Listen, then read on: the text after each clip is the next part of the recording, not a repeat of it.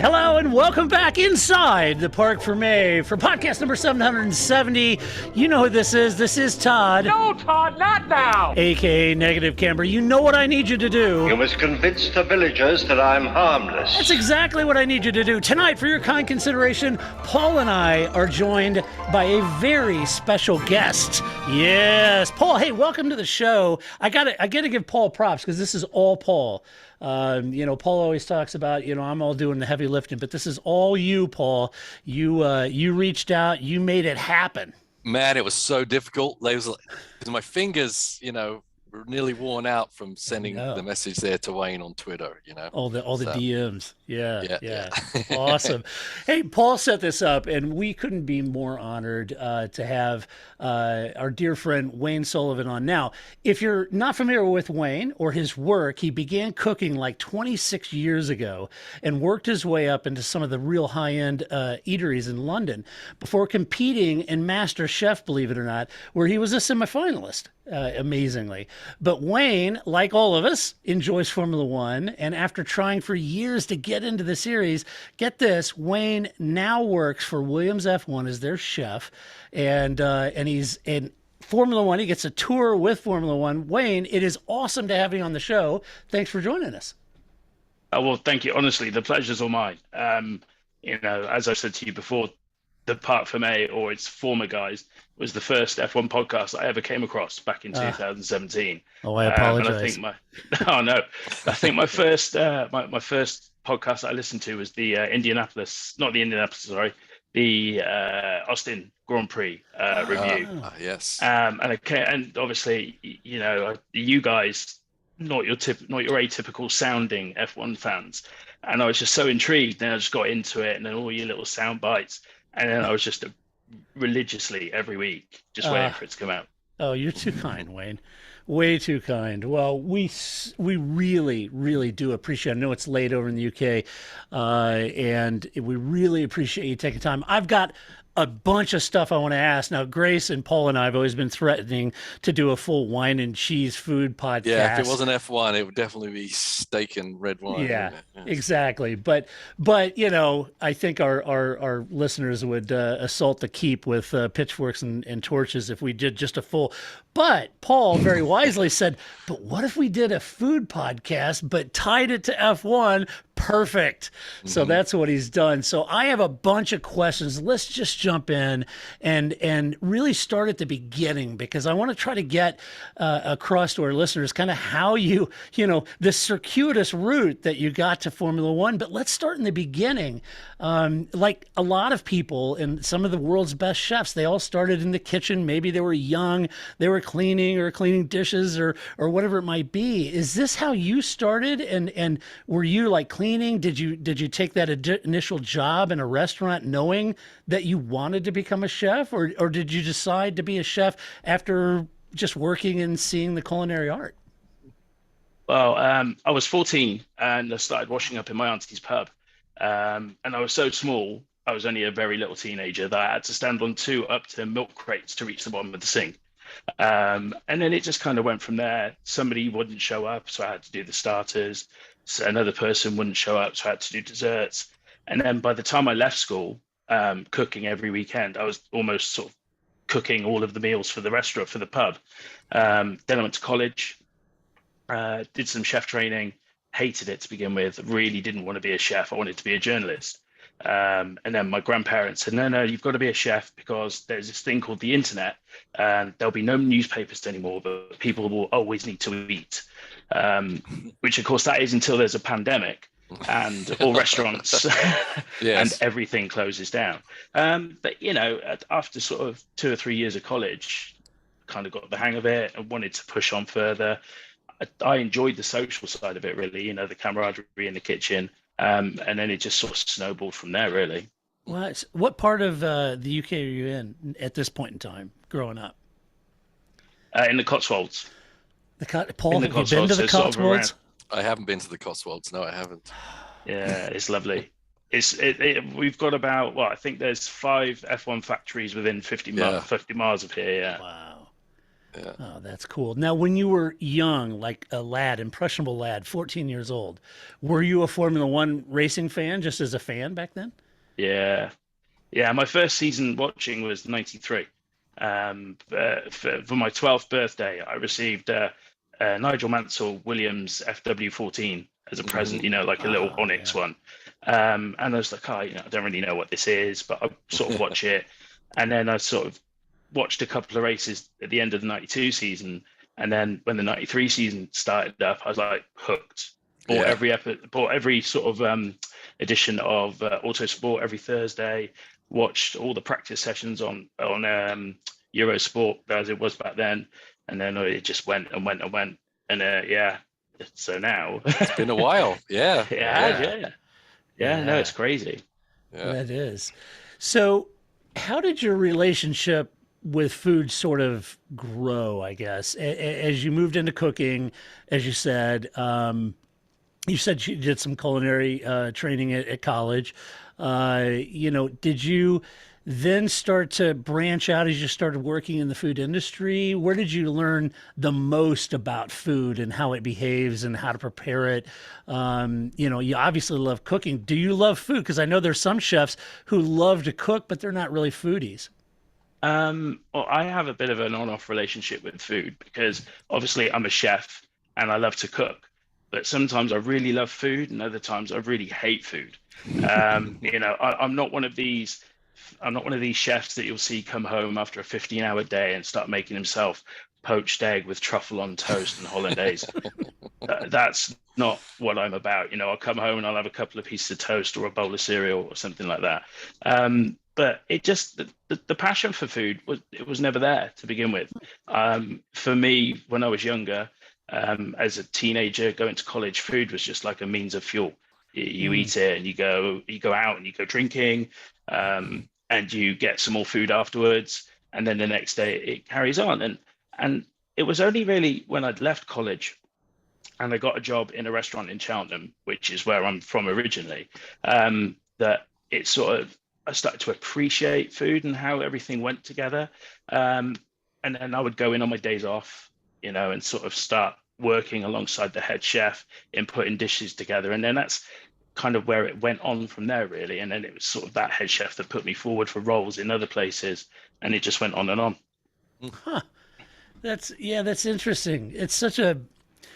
I've talked to other people that are in the art, and it is an art, and it's always an interesting story to find out. They're kind of, it's an odd question. What's your relationship with food? But it's true, and I think of, as you point out, I think when in my 20s or whatever, I didn't eat for enjoyment. I just ate to survive. It wasn't really about food, Yeah. in that sense. But interesting enough, so Paul gets inundated with the Daytona cafeteria food that he has to stomach, but then he comes home and he's turning into quite the little chef himself.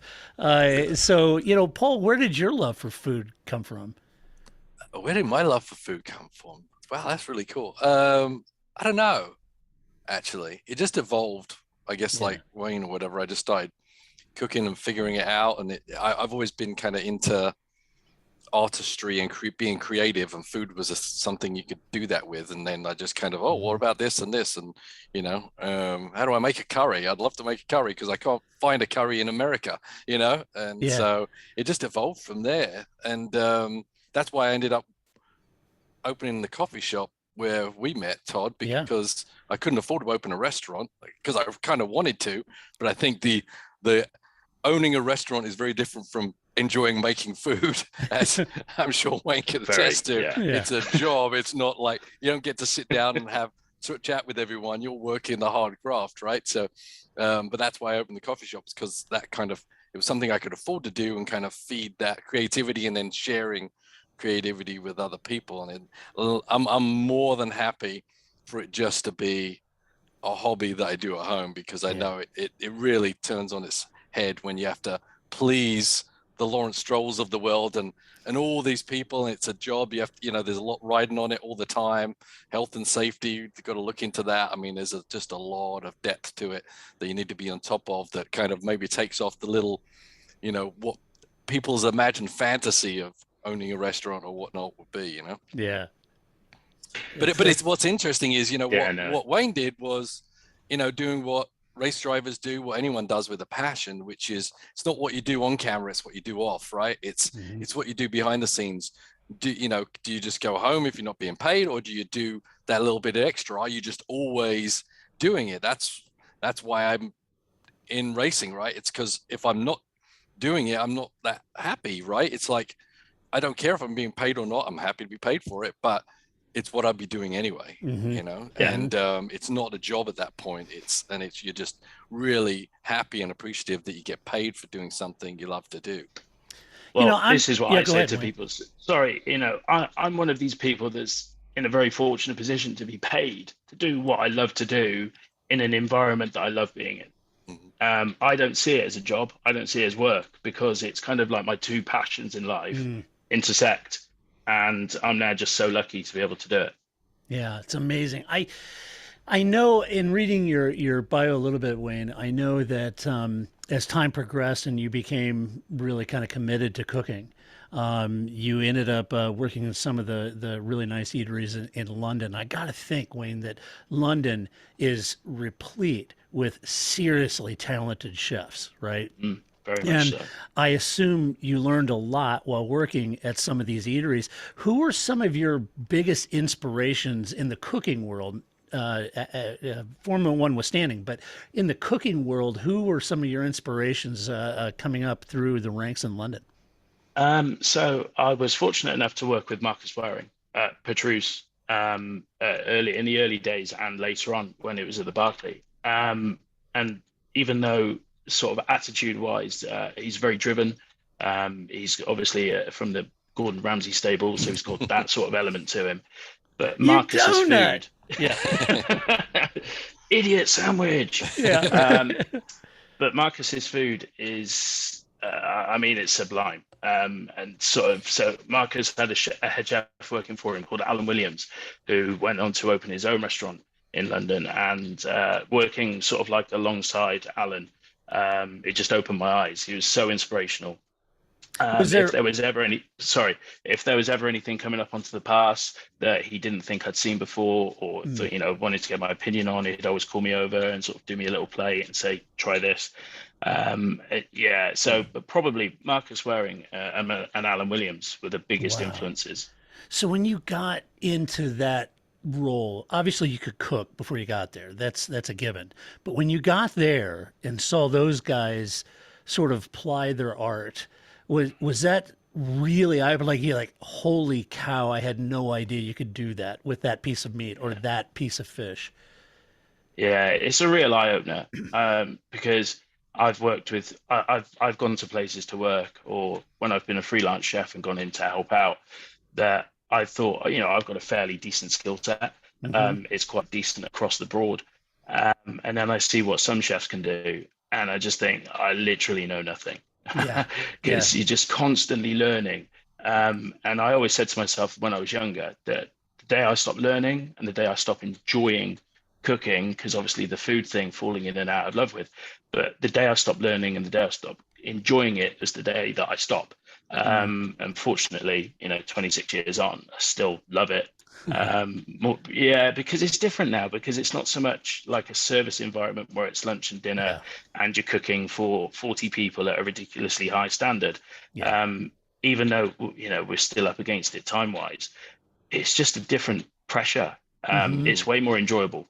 I think maybe the surroundings that I'm in help with the enjoyability, but it's just way more enjoyable to cook now.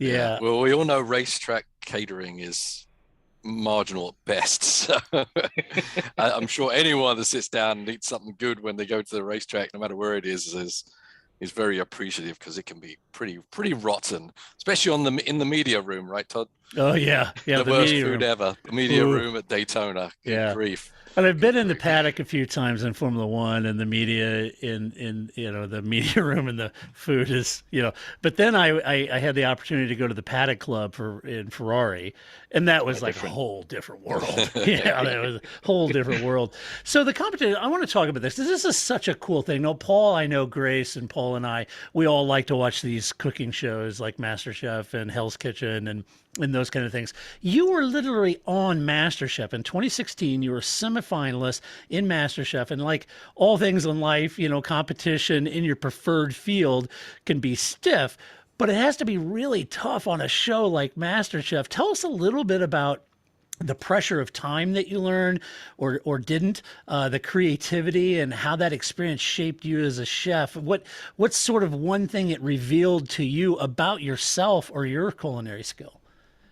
Well, first and foremost, I realized that I don't know how to cook or use tofu, because that was the ingredient that it ultimately sent me home in the Oh semi-final. no, tofu. Oh, Um, tofu. Who eats tofu anymore? well, not the judges on MasterChef. Um, but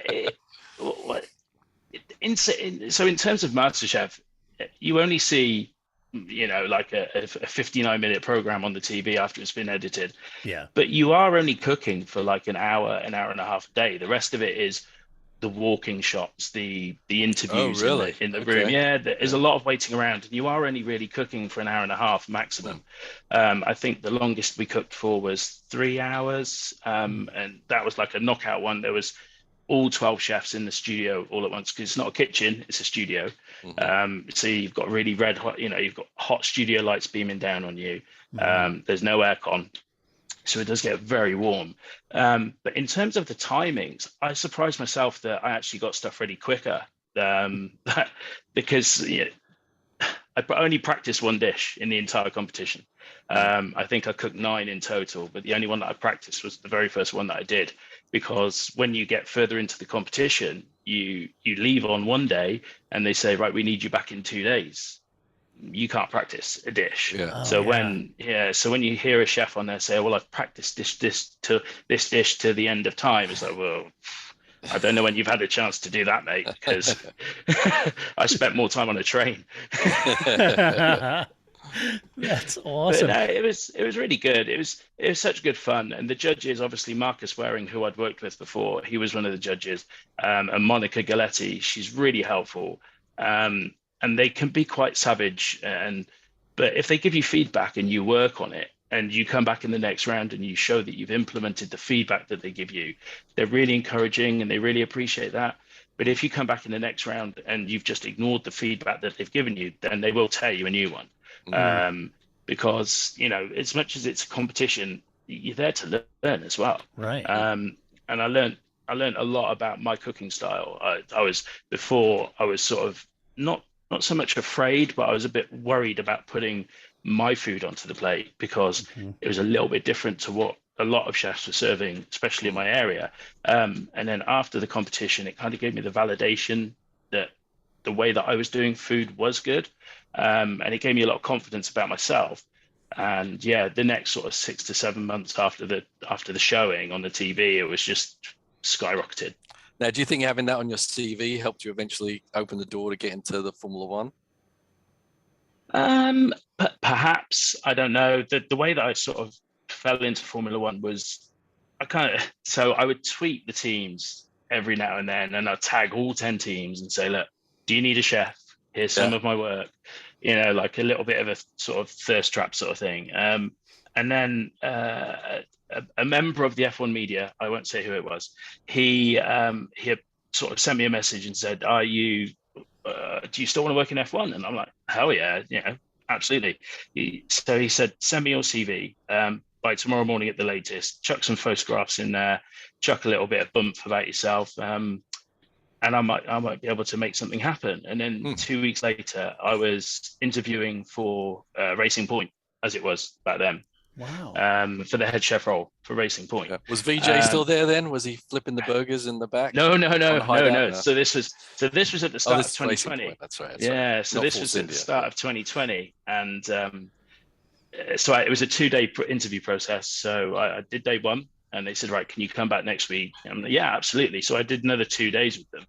I didn't get the job that I wanted. I wanted the head chef's job. I was offered the sous chef job, which is fine. Still really wanted it. I was supposed to start in the European races in the Netherlands on May the 2nd, of course, and then we went into a pandemic and the world went into shutdown, and the opportunity slid away, just vanished completely. There was no trackside hospitality. All of the food was being provided by a central caterer to the whole paddock because of all the COVID protocols. And I just kind of gave up, really. I thought, well, nothing's really going to happen now. And then it was Monaco weekend last year. I received an email from the catering company saying, hope you're doing well. Are you still interested? Give me a call. Picked up the phone straight away. What's going on?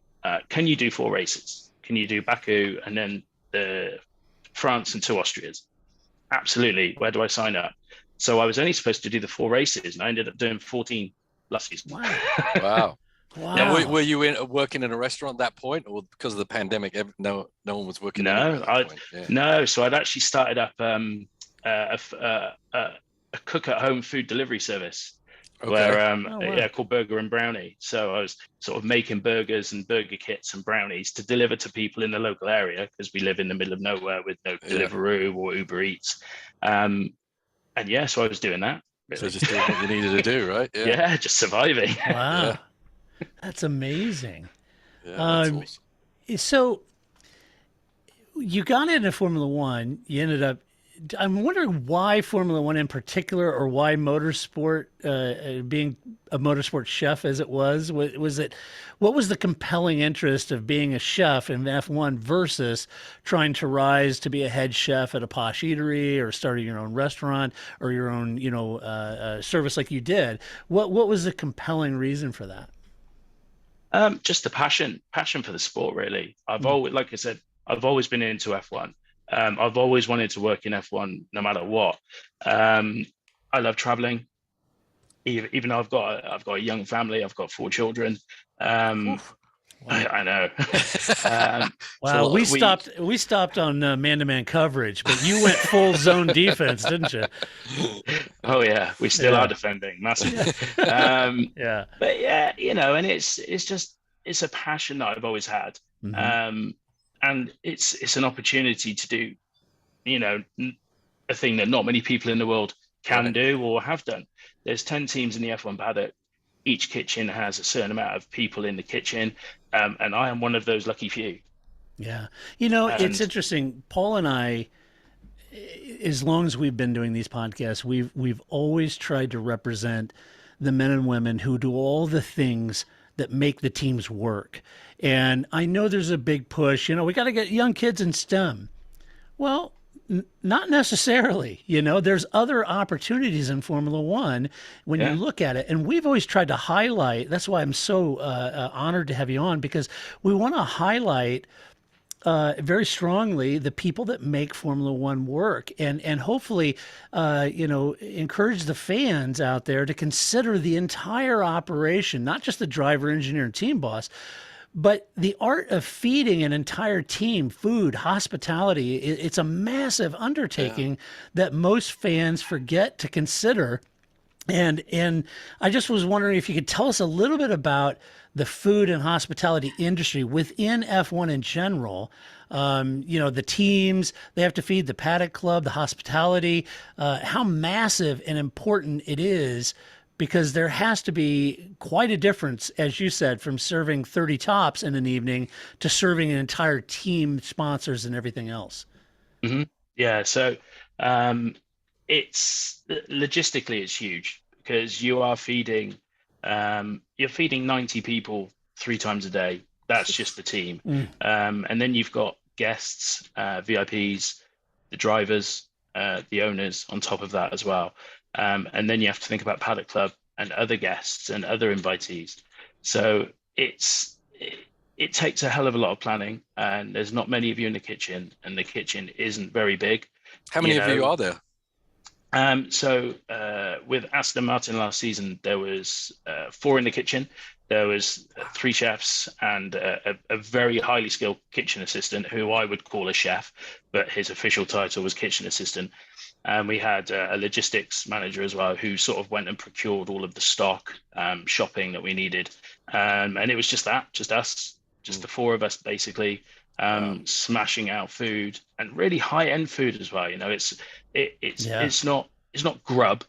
You know, so some of the mechanics, they do prefer the more homely cooked stuff. Yeah. But it is, as we're coming into an era now of sports nutrition, and the mechanics. Some of the mechanics I know are like athletes. Honestly, they're Hmm. built so well, and when they've got to lug around 25-kilo wheels and tire assemblies, and then they're not light, and those wheel guns are really heavy as well. And then when you've got to pick a car up, or you're on the front jack or the rear jack, you need to have some Hmm. strength behind you, and that's not something that just comes lightly. We need to keep these guys going with a lot of energy, a lot of protein, Hmm. and make sure that they're really well looked after, and what they put in their body is as good as the output from it.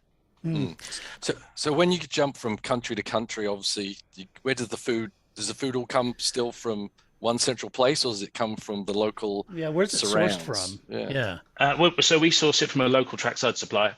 Okay. So some of it will come from a trackside supplier. The rest of it will come from us, the chefs, and the logistic manager going shopping.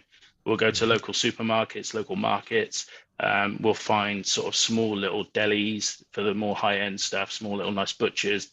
Wow. Found a really nice bakery in Jeddah, which I can't wait to go back to in March, because the croissants and the pastries that they did there were really, really special. So we do all that. We start from scratch, and we sort of arrive on the Monday, or right for a flyaway, we arrive on a Sunday evening, and then Wow. first So you thing come, Monday. So if you're doing when they start doing the back-to-backs, you're literally Mhm. flying from one place straight to the next and getting right to Yeah. it. Yeah, Yeah. absolutely. But don't forget, in between that, we've got to build the kitchen and then disassemble the kitchen as well. Jeez, Wow. that's It's crazy. amazing. See, and I'm assuming, Wayne, that most of the teams then sort of subcontract the servers and the hospitality groups at each local race. They don't travel with a team. They don't hire those people, right? Yeah, no, we're all one team. Oh, wow. Yeah. Okay. Okay. So So the you servers will come out, so everyone kind of gets to know each other and knows the system and everything like do. that. Yeah. Amazing. Yeah, we all Amazing. traveled. So the hospitality teams, we travel 2 days before the actual team, because we need to go and get set up and have things ready for them for when they arrive.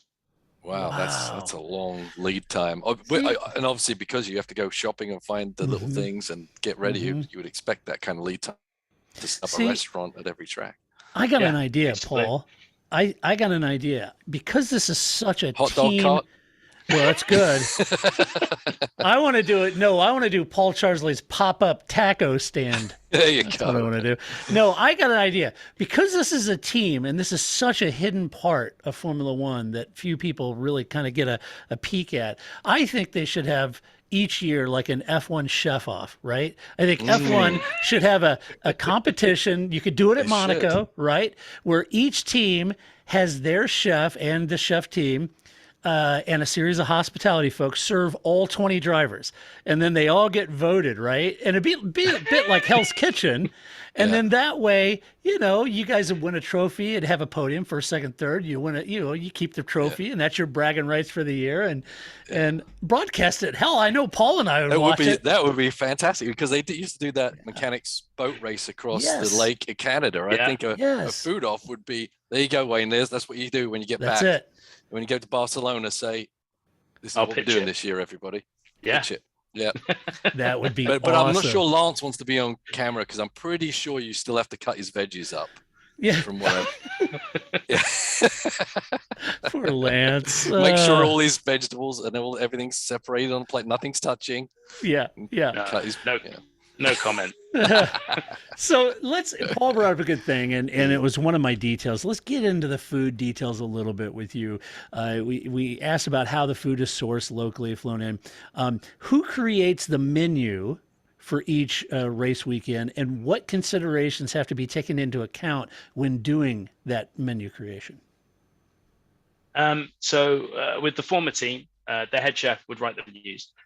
So I wasn't the head chef with Aston Martin. I'm not the head chef with Williams. I'm just a trackside chef. But so the head chef would write all of the menus. We would have some input into it. But the head chef, and especially one of the other chefs that works for that's been there for a long time, so he knows a lot of what the team likes. Mhm. So the head chef does it all with a little bit of input from us, and then we all together we make the magic happen. I would imagine, Wayne, that the head chef then he knows all the disparate food allergies or diet specifications that Yeah. each team has? Yeah, well, there's not that many allergies in the two teams that I've been with. Yeah. There's not really anything to consider on that front. Hmm. Obviously, there are some special diets that are, sort of vegetarians and vegans, but Right. there's not really any sort of allergies to worry about, So luckily. have you cooked with, because obviously you were with Aston Martin last year, have you cooked with your new group of people yet? Not yet, no, Okay. no, Barcelona. Barcelona. Barcelona. Yeah. Excellent. Oh, I've got that, Paul. Mm. Wait. I've got that. Thank you. Thank you. So this is something that I'm intrigued to. What about how much of the hardware is flown with the teams, like pans, cutlery, pots, stoves? I would imagine you like to have consistency in your cooking times and your hardware performance. So, do you take most of all of that hardware, or is a lot of the stove and that hardware sort of supplied? I'm talking even like flatware and plates and those kind of things. Anti-griddles. Everything. We take everything. You take Everything. like a stove. You take a Everything, stove. everything that you can think of: stoves, No freezers, fridges, kidding. fryers, ovens, all of the crockery, all of the cutlery, everything Wow. goes to each race. Yeah, Wow, that's like a Connex container in and of itself. Just Yeah, it's getting got to the be. Yeah. Yeah. wow. yeah. It's literally when you arrive, you're literally setting up a restaurant from scratch in one day, and then on the Amazing. Sunday night and packed down, you're taking that restaurant apart and putting it all back as it was in the Jenga puzzle, back in the stillages, ready to go flown on to the next race. So do they have Wow. more than one set though? Because obviously Yeah. sometimes things are too much Mhm. back to back. So I know they do that with the garage setup. So I'm assuming Yeah. they do with the Yeah, kitchen. so there's a couple of kits that fly west, and there's a couple of kits that fly east. Mm, Well, sorry, sea freight. It's not flow. yeah. So when do you get out of there on a Sunday? Monday morning. Monday morning. Okay. It's a late night Sunday. Wow. Yeah, And- well, and- no, I suppose Jeddah was the worst because we left, because obviously Jeddah was a night race, a true night race, and we left the circuit at 5 a.m. and then we Mm. flew to Abu Dhabi at 9. Oof. Wow. So That's do you amazing. actually get to go watch the cars at any point? Do you get time off during the? I know when obviously when I'm racing, people are like, oh, did you see the what's it race? I'm like, oh, there was a what's it race. It's like you're just in what you're doing, but obviously you're there because you love Formula One, so hopefully you Yeah. get a chance to enjoy the. I've seen cars on track at, I think, 4 circuits, Yeah. maybe. I saw the start at Brazil. I saw the start at Hungary, because the back of the paddock overlooked turn 2 at Hungary, which was, carnage. And then I saw the start of the sprint race and the actual Grand Prix at Brazil. And I think Russia as well. Hmm. They're the races that I've seen the start of, but we have a little way of watching it when we're in the kitchen, Yeah, getting ready for Ah. the pack down meal. yeah. That's amazing. So, who developed? Is it still the head chef? Is that the person that develops the food and hospitality budget for a team for the full year? Is that a flexible budget? Are they given a specific budget? Like if you guys got really creative early on in the year to really wow sponsors and stuff, does that mean like the last 3, races Shepherd's you're pie serving for mac and everybody. cheese Yeah. or ramen noodles at the last 3? I'm not really privy to much of the budget talk. As far as I know, last season we weren't told to rein anything in at any point. Yeah, I can't really say too much on that because it's, like I said, it is very much the head chef that deals with all of that stuff. Yeah. And he'll go off and have meetings with the management and whatnot, and they'll come back and sort of disseminate information to us that we need to know. But that's never really been something that we've needed to be told about. So can't help you on that Wow. one. I'm sorry. No, that's all right. So, So you so got- with Go ahead, Paul. the COVID thing, everyone eating, was there a lot very strict mandates on masks and all that kind of good stuff? Was everyone separated or basically like in the last It was year, all staggered. Yeah. So basically, for the European races, the team would come and eat in the motorhome, and it was all staggered. So there wasn't any more than a certain number of people in an enclosed space at once. And then at the flyaway races, we feed them in the garage. Oh wow. Okay. Yeah. Okay. Yeah. So you take their food to them. Yeah. Okay. Okay. Now, Yeah. That's so kind of how we've ended up doing on IMSA, really, because you go into those big tents and it's just like it's too much. So yeah. everyone needs to Yeah. keep. Yeah. No one likes Well, eating Yeah. food on their laps, but yeah. yeah. Well, and No. everybody's wanting Ian's autograph. You know, Yeah. you can't get any eat. You know? Yeah, I know. So, all right. So this is. I don't want to get too gossipy on this, but I am curious. I would imagine, as you mentioned earlier, that driver diet and foods is really important over the weekend. And actually, I'm assuming, because knowing Formula One, what little I do, I'm assuming that it's probably a closely guarded secret about who's feeding drivers and what they're feeding them, right? Yeah. Is there, you don't have to tell us, but are the drivers, do they stick to a certain menu they prefer over a race weekend and consider, like, were you always making Sebastian Vettel a Spätzle or something? But both of the drivers were very consistent in what they ate at every race. Yeah. They're very specific what they ate at every race. Obviously, I can't tell you Yeah, no, what I'm they not would asking eat. what it was. But yeah, I mean, very consistent. Yeah. Almost metronomic to the point of what they're going to Amazing. eat on which session. So, Wow. but Yeah. in doing that, it gives you a chance that that on this day, Seb is going to eat this at this time, so you can really hone it over the season, so it can Yeah. be the best that it can be. Right. So being back in the kitchen, do you actually ever get to speak to Seb and all those other people? Do you get to know them a little bit? Yeah, Yeah. yeah. The drivers pop their heads in. The higher ups always pop their heads in. It was a really, really friendly environment. Nice. I was starstruck on a couple of occasions on my first race, because you kind of sort of see a driver or a team owner walk into the kitchen. You're like, I know you, on my days. And then they get talking to you and you're like, oh my God, what do I say? But then by the end of the season, it's really comfortable. They're really nice people and really approachable. So you must be pretty happy because talking about your story with your first little Formula One model being a Williams. So you must be pretty chuffed about being part of the Williams group now, right? Yeah. It's sort of, I don't want to use the words full circle, but it has sort of come full circle from the team that I first supported to I now work for them directly for the team as well, which is fantastic. But yeah, when I told my grandmother, because it's my grandparents that bought me that car, she was rather happy. Because she knows how hard I've worked to get to where I am as well. So she's pretty happy. I know, because we've been following each other on Twitter for a while, and there's many ups and downs with being in the food industry, and I know it's been pretty frustrating. So I'm really excited to see that you're in a really good place right now. I know, just being at the racetrack every weekend is just the happy place. So I'm really happy for you.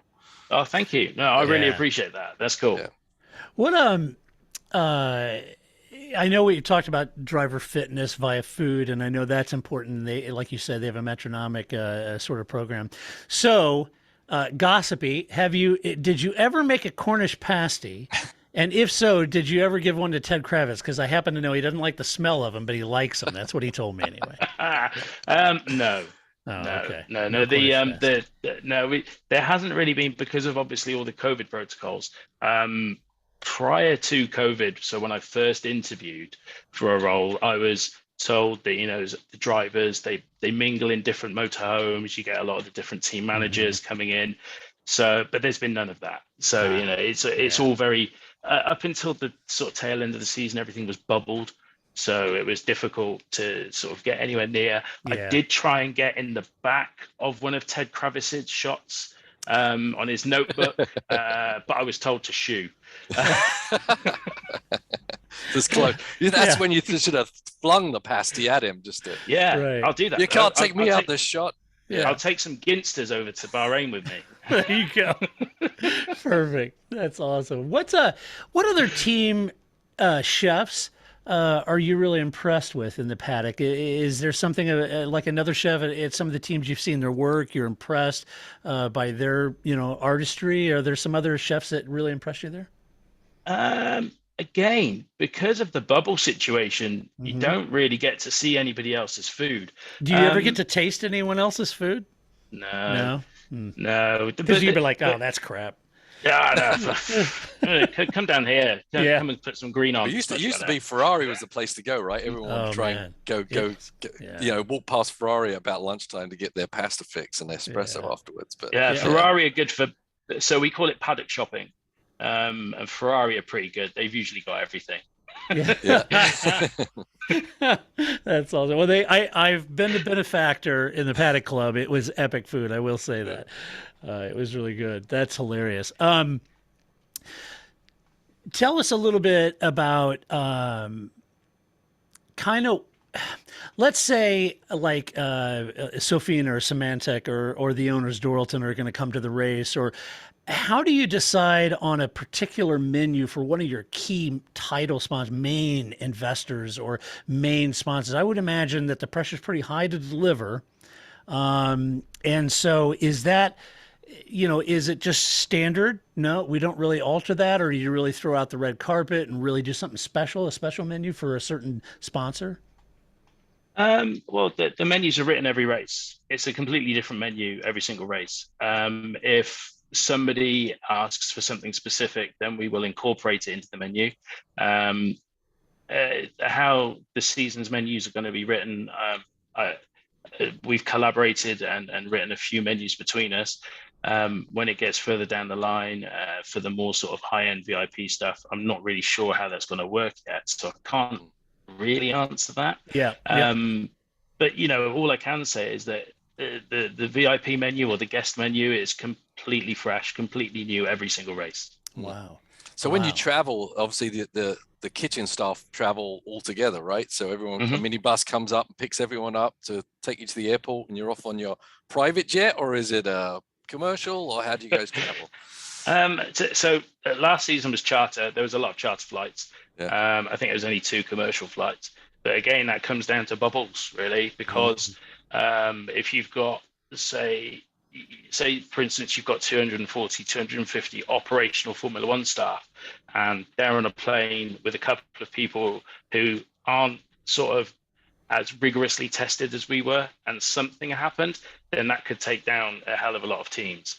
So, it's very much a case of charter flights. Not all of them are glamorous. And when I say not all of them, I mean none of them are glamorous. But I was lucky enough on the long flight between Brazil and Qatar. I was lucky enough to have 3 seats to myself, so I could got to lay down, stretch out.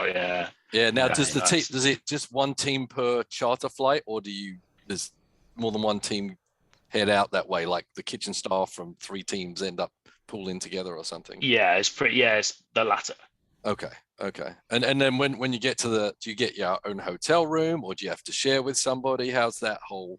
No, we don't share. We get our own rooms, and then we're split into bubbles as well. So the kitchen staff are in a different bubble from the front of house staff. Okay. So we can't share cars. We've got our own cars, not each individually. So the kitchen team have a car, and the front of house team have a car. Gotcha. Okay. Interesting. Wow. So super strict, and every team is responsible for their own strictness, or is this everything Formula One are keeping their eye on it? Some of it is Formula One mandated. Some of it is extra security from the teams, really, because on a couple of occasions, not with me, but on a couple of occasions, there have been instances where teams have lost an entire kitchen crew for a race. Wow. And what did they do? When that happens, everyone just comes together and helps out, really. Oh, wow. That's pretty cool.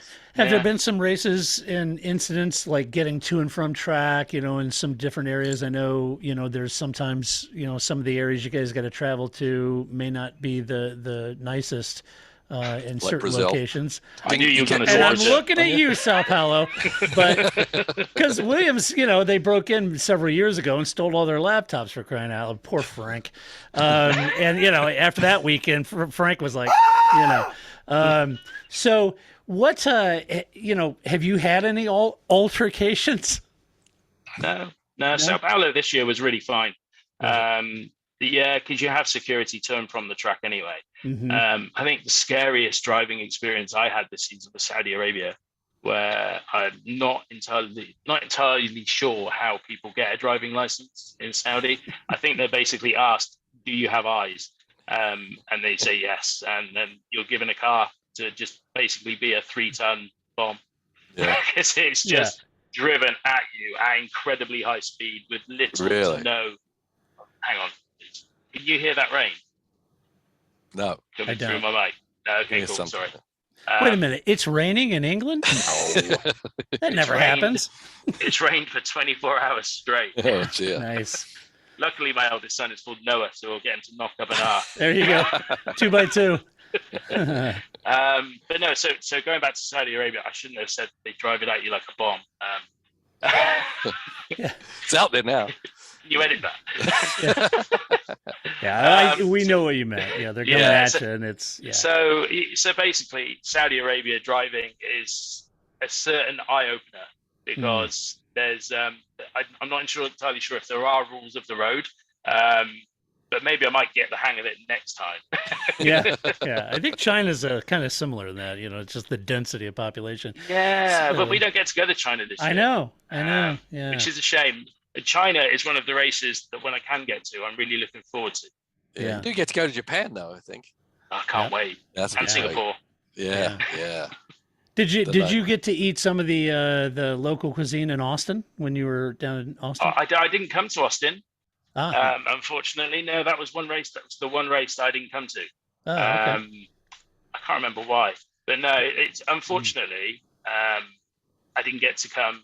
But I know the guys went to a really nice steakhouse and had some amazing food. And then, of course, I can't wait for Miami in a couple of months and then to come back to Austin later on in the year. Cafe Con Leches, man. Good stuff down there. It's good stuff I'll have down to get there. some recommendations from you guys. Paul's I've got them all mapped out on a map, and he's got the caloric intake of each dish. And There's some great Cuban food down there, man. It's pretty awesome. Yeah. Well, the first time, Cuban we went to Austin, we show up in Austin. We're in Texas. They eat meat in Texas. They dry rub barbecue, right?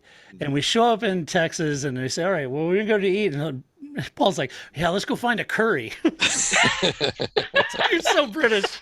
You're so British. It hurts. Yeah, it's so funny. It wasn't that good though, unfortunately. Yeah. No, it wasn't. Yeah. Still searching for a good American curry.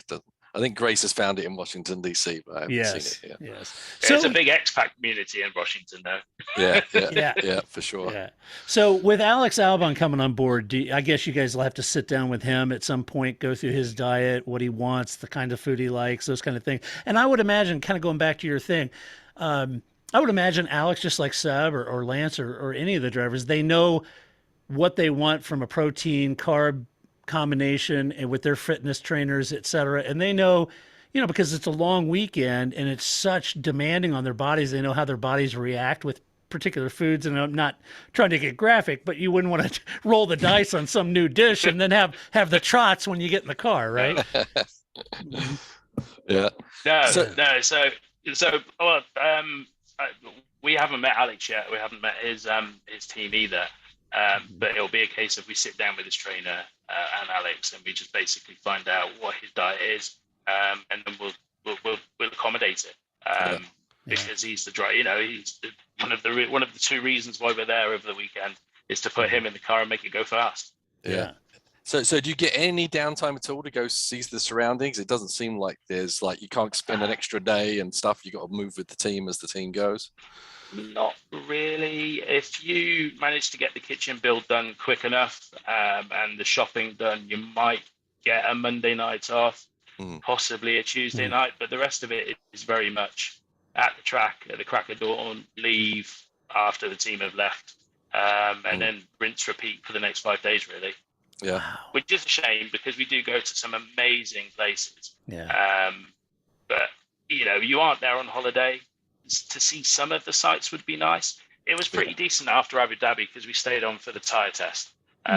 So it wasn't the pressure wasn't quite as much. So when you went out shopping, you could take time to just sort of appreciate something a little bit more. But no, unfortunately, you don't get to see much. Yeah, and when they did the two Austrias back to back, did you just get to hang out there, or did they send you home? Or No, we stayed there. We just had a day. We just had a day off. which was fine by me. Went to a local town, tried some Austrian food, lots of schnitzel, drank some schnapps. I don't remember much after that. And then went back to work. And then went back to work the next day.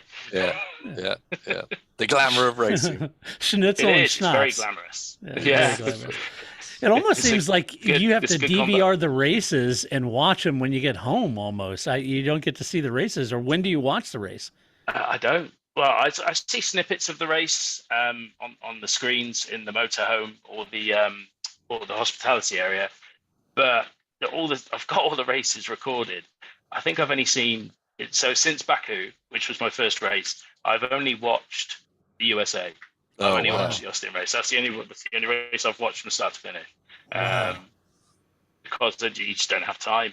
And then when I get home, it's kind of like I know the result. I kind of know what happened.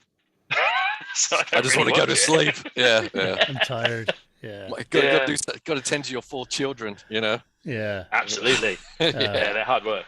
Yeah, they can be. Yeah. So, all right. So, in this final parting shot before I know it's late and you have a busy day tomorrow. I know. So before we let you go, let's get you're in the paddock. You're around all these guys. What do you think this year? A lot of races, 23 races. If you end up working every one of those, that is a massive grind on you. How do you see this playing out? Do you think Lewis and Max all the way down to the end again? How would you see it? Or let me ask you this: do you think George will take the battle to Lewis? Well, personally, I think that we're going to see a big, strong push from Williams. Nicholas Latifi is going to show his real credentials. Alex Albon has taken a lot of learning from his Red Bull days. They're going to push on. I think you might see maybe 20 1-2s. I'm not sure. They might get 19 1-2s. I'm not sure. I don't think Lewis and Max are going to look in this season. They might get the podium. I'm not sure. No, but obviously you haven't really been involved with the team, but it'd be interesting to know what their approach is, because obviously this is a completely new season where everyone's starting from scratch, and from Williams to Haas, even, who knows what's going to come out. I mean, have you had any feeling for confidence in the team on what they think they've got for everybody else? I think there's a certain confidence with most teams. I think everybody's got a sort of idea of how fast they're going to be. I think you're going to probably see the major players. You're going to see a Mercedes, a Red Bull, McLaren. I think Ferrari are going to be right back in the fight as well. But I think you're going to see a lot tighter midfield. Yeah. I think the midfield is going to be a lot closer to the big four this season. Okay, that'd be good. And although I do think maybe Red Bull might have just pushed a little bit too much with still bringing developments to Saudi, that they haven't focused quite as much as they would have on the 22 car. So, everybody remembers what happened to McLaren in 2009. There might be that sort of situation. Who knows? Lessons have been learned from the past, though. Well, they're good. Go ahead, Paul. Yeah, no, I just think it'd be great to see Williams surge closer to the top. Obviously, we saw some very high points. So it's obviously the technical abilities are growing there after some dire times. So this should be the chance to shine, really. I think Alex is still a phenomenal driver. And, he struggled there at Red Bull a little bit, but I think he also showed a lot of speed. So it's pretty exciting to see him back in Formula One too. Yeah, no, I can't wait. They're, from what I've heard, Nicky and Alex, two really great guys, and I can't wait to get to the paddock, because even though I came home on December the 16th, I'm kind of itching to get back into it now. Yeah, because once you've had a taste and you know that you're going to get back into it, it's kind of like, come on, let's just get there now and crack on. Yeah. And we're all going to be shut out of Barcelona. So can you take some sneak pics for us? Because they're keeping the people out. Yeah. I'll try. Don't do anything. Yeah. It's amazing. Well, look, Williams, I think most Formula One fans, we're all Williams fans and have been for years. And my parting shot on it is that last year, I think Paul and I even talked about this on Race Review Podcast. There's a clear advancement at Williams. You can see that team starting to gel with Doralton coming in. Yost I mean, he's won just damn near everything he's been involved with, right? So you've got, some good leadership. You've got two great drivers. The team has the right investment, and so there's every reason to be very excited about Williams moving forward and starting to nip at the heels and get in that midfield again. They've got the right lump in the back of that car. It just all seems like it should be a good year for Williams, but you'll have to keep us posted on social media. Hey, before we go, Wayne, what is your? I think Twitter is your social media of choice? Is Twitter? It is, yeah. What is it's at what? So it's at F1_chef. Yes. Oh, nice. Don't make sure you do the underscore. Yeah. It's like mine is. is. I did want Chef One, but the account that has Chef One wouldn't let me have it. Ah. And I know them. I know them, and we joke about it, but no. Funny. Just be careful. One day there might be Bernie knocking on your door asking for some money for using the F1 logo. We're familiar with that. Yeah, I know. I remember. Yeah, we're familiar with that. So excellent. Hey, Wayne, I can't thank you enough for coming on and sharing and really unpacking and opening the door to this entire world that most of us don't get to see.